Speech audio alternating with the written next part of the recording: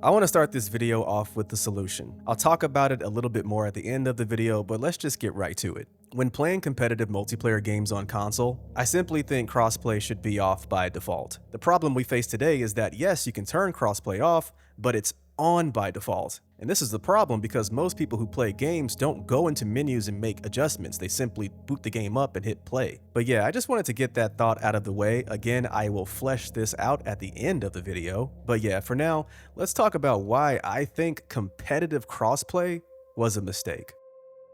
Crossplay.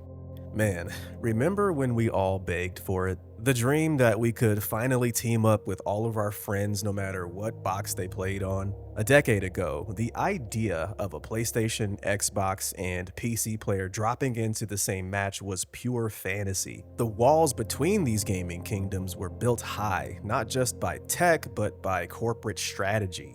Impossible, they told us. The networks can't talk to each other, they said. But we, the players, kept pushing, and developers, seeing the gold mine of a unified player base, pushed right along with us. Games like Minecraft, Rocket League, and especially Fortnite became the trailblazers. They proved that it wasn't just impossible, it was profitable, and most importantly, a ton of fun. They tore down the walls, and in the world of co-op gaming, it's been an absolute dream, creating huge, thriving communities where everyone can play together. But while we were building bridges in one world, we accidentally started a war in another. In the hyper-competitive arenas of shooters and battle royales, that beautiful dream has twisted into a bit of a nightmare of unfair advantages, endless arguments, and a fundamental imbalance that's tearing communities apart. This isn't just a story of a good feature gone bad, this is the story of a feature with two completely different faces. To get why crossplay is now the industry standard, you just have to look at all the good it does. Before it went mainstream, a multiplayer game's life was tied to its platform. If your friends were all on Xbox and you had a PlayStation, you were just out of luck. Even worse, as games got older, their communities would shrink and splinter. Trying to find a match in an older game could feel like screaming into the void, killing countless online experiences way too early. Crossplay fixed all of that. By merging the player pools of PlayStation, Xbox, and PC, developers could guarantee their games to have a massive, healthy community right from the start. For us, that means way faster matchmaking. No more sitting in a lobby for 10 minutes. With millions of players in one queue, you're in a game almost instantly. More importantly, it gave games a much longer life. A game that might have died on the PC in a year could now thrive for 5 or 10 years, supported by one big happy cross-platform family. That longevity gives developers the stability to keep supporting their games with new content and updates, creating a positive feedback loop that helps everyone. But forget the technical stuff. The real magic of co-op crossplay is just human. That's pretty much what it is. It's about connection. Take a game like Helldivers 2, a title built for pure cooperative chaos. It launched on PC and PS5 with crossplay turned on from day one, and the result was an instant sensation. PC players and their PS5 owning friends could squad up to spread managed democracy across the galaxy without a second thought. The box you owned suddenly didn't matter. All that mattered was watching your friend's back and trying not to accidentally call an orbital strike on their head. Minecraft's Bedrock Edition brought players together across consoles, phones, and PCs, letting friends and families build entire worlds together. It works so well because it's about collaboration, not conflict. When you're building, exploring, and fighting monsters together, nobody cares if a person is using a controller or a mouse. The little differences just fade away, overshadowed by the shared goal and the fun of playing together. This is the good face of crossplay. It's a unifying force. It builds communities, keeps games alive, and simply lets us play with our friends. It's everything we hoped online gaming could be. But that utopian vision is only half the story. To see the other face, the ugly, twisted, and deeply fractured one, you have to leave the world of cooperation and step into the brutal arena of competition. The jump from co-op harmony to competitive chaos is jarring. The second you pit players against each other, every little thing that didn't matter before suddenly becomes a massive point of contention. Every minor difference gets magnified into an unfair advantage, and that unified community shatters into a million angry forum posts. In competitive gaming, crossplay hasn't united us, it's created a new, deeply toxic platform war. It's not Xbox versus PlayStation, but console versus PC. This nightmare is being fought on three fronts: the plague of cheaters, the massive hardware gap, and the endless, unwinnable war over your controller. Let's start with the most obvious and destructive problem: cheating. Now, no platform is 100% cheater-free, but the open nature of PC makes it ground zero for cheat development. It's just way easier to create, share, and install cheats on a PC than on a locked down PlayStation or Xbox. Before crossplay was forced on us, this was a mostly PC problem. PC players complained about their lobbies while console players were safe in their walled gardens. Now, it's never been perfectly safe on the console. I remember playing Halo 2 way back on the original Xbox, and you had dudes flying around the map and aimbotting and stuff back then, but that stuff happened few far in between, and it got nipped in the bud real quick. But yeah, crossplay tore the walls down and let the flood of PC cheaters pour right into the console lobbies.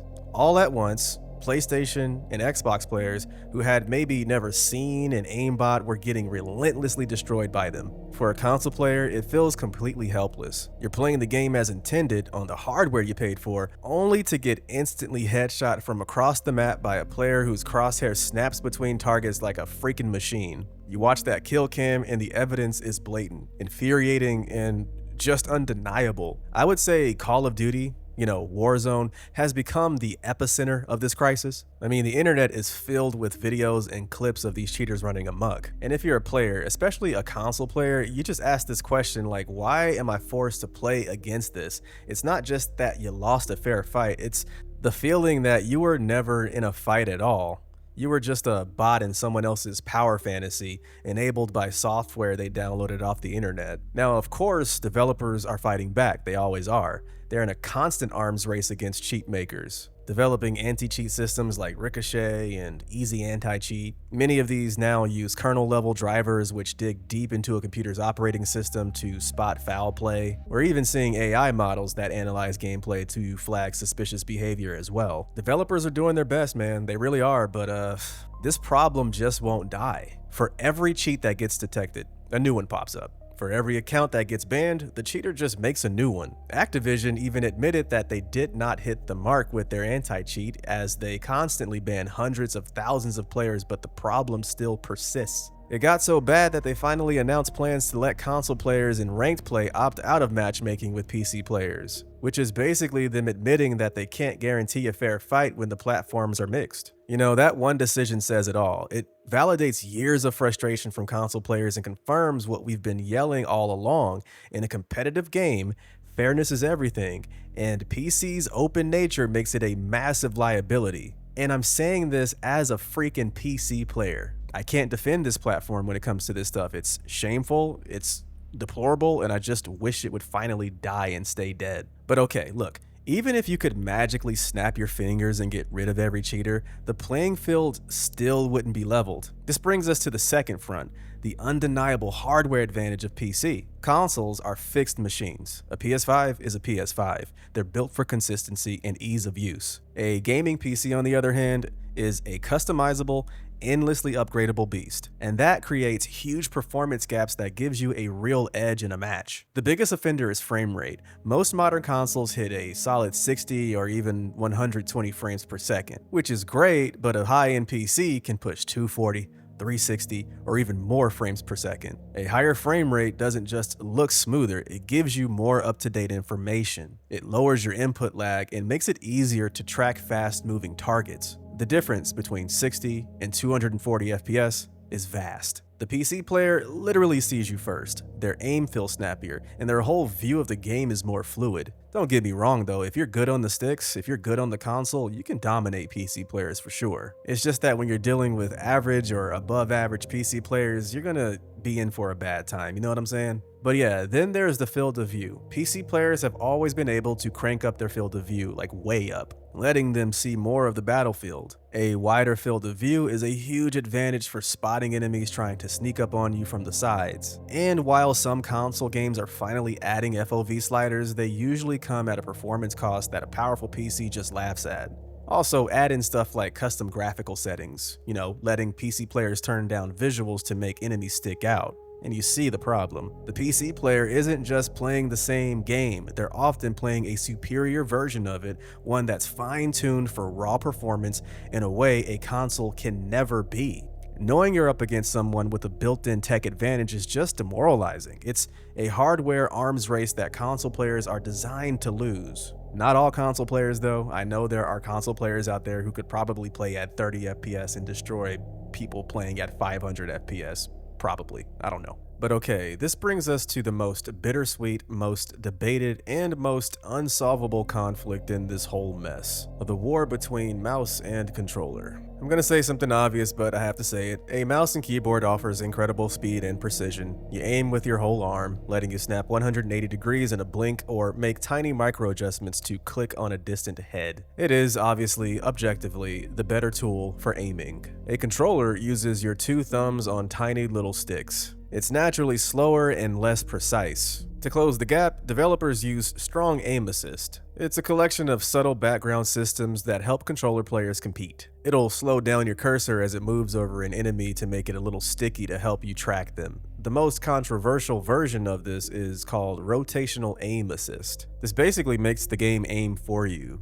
Basically, once you get into lock-on range of your enemy, all you really got to do is move left and right with your left stick and the game will aim for you. It's pretty crazy. And so yeah, this is where the debate absolutely explodes. Mouse and keyboard players argue that modern aim assist is way too strong, basically giving controller players a soft aimbot. They'll point to clips where a controller player's aim perfectly tracks someone through visual chaos with what looks like zero effort. They feel like the raw mechanical skill they've spent years honing is being canceled out by a piece of software. Controller players fire back that aim assist is absolutely necessary to even stand a chance, which I 1,000,000,000% agree with. They argue that without it, the raw precision of a mouse would be so dominant that no controller player could ever compete, which, again, I 1,000,000,000,000% agree with. They say mouse and key players have their own advantages in movement, and that the whole argument is just an excuse for PC players who get outplayed.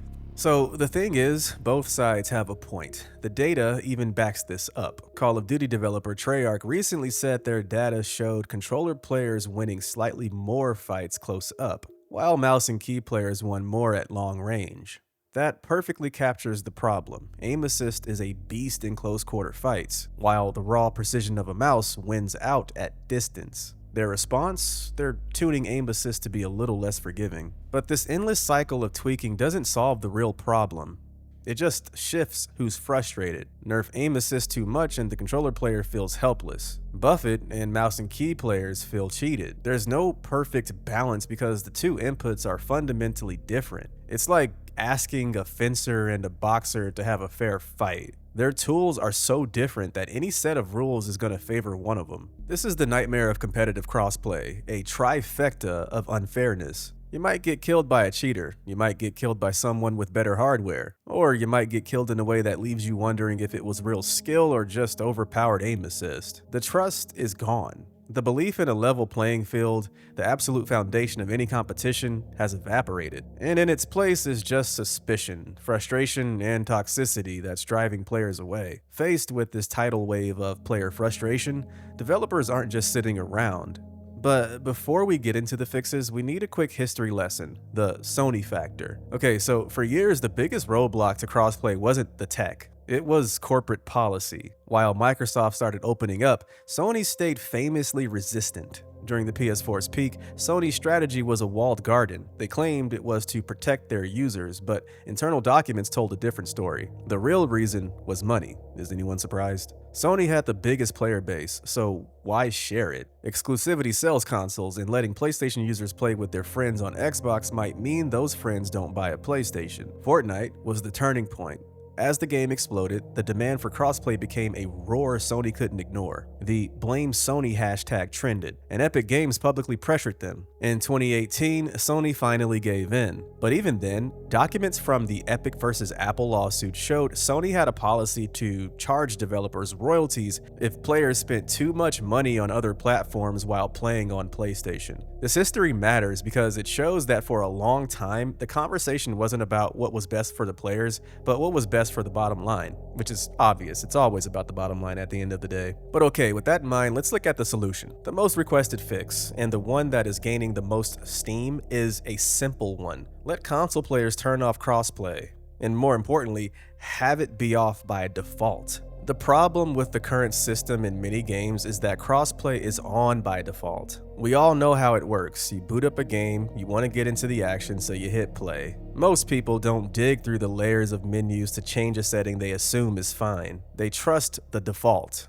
By making PC crossplay by default, developers are throwing millions of unsuspecting console players into a competitive ecosystem filled with cheaters and hardware advantages they never signed up for. The real solution is to flip the switch, make crossplay off by default on consoles, let the console communities be the baseline, the safe, level playing field they were designed to be. If players then want to team up with a friend on PC, they should have to actively go into the settings and opt in. Perhaps even after seeing a warning about the competitive disparities. This respects the player choice and inertia. The dream of playing with friends isn't killed, it just becomes a deliberate choice rather than a forced marriage. So where does this leave us? Stuck with the two faces of crossplay, one of the best and one of the worst things to happen to modern gaming. On one side, you have the cooperative dream, a world where platforms don't matter, communities are massive, and you can just enjoy playing with your friends. And on the other side, you have the competitive nightmare, a world poisoned by suspicion, where every death is questionable. It's a landscape torn apart by fights over cheating, hardware, and the fundamental, maybe impossible task of balancing a mouse against a controller. Here, the promise of unity has been replaced by division and frustration. There's no single magic bullet, but the path forward is becoming clearer. It's not about forcing everyone into one giant chaotic pool. It's about smart separation and player choice. For competitive games on console, crossplay with PC should be off by default, period. This one change would instantly restore integrity of the console experience for the vast majority of players who just want a fair fight. From there, give players the power to opt in if they choose. Let them brave the PC lobbies to play with friends, fully aware of what they're getting into. Look, the walls are down and they're not going back up. The challenge now is to simply build smart fences. We gotta figure out how to live together in this new unified world without letting the very tech that brought us together tear the most competitive among us apart. But that's just my take. Now I want to hear it from you. Is making crossplay off by default the right call for competitive console games? And what's the one change you think would fix it for good? Let me know down in the comments. Thanks for watching.